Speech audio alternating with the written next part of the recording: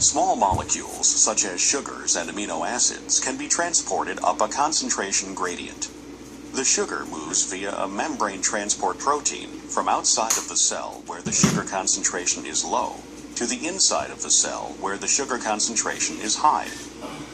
The transport of the sugar through a coupled transport protein is driven by the movement of counterions such as sodium ions or protons that are moving down their concentration gradients from a region of high to low concentration. Sodium ions and the specific sugar or amino acid simultaneously bind to the same transmembrane protein on the outside of the cell, called a symport.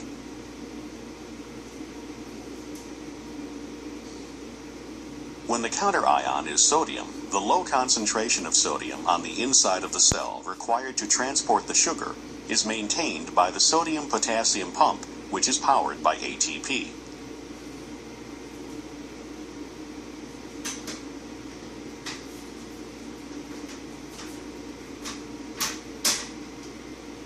In a related process called countertransport, the inward movement of sodium ions is coupled with the outer movement of another substance such as calcium ions.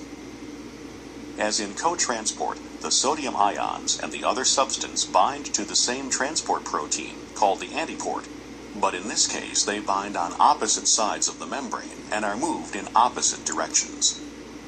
The low internal sodium ion concentration is maintained by the sodium-potassium pump.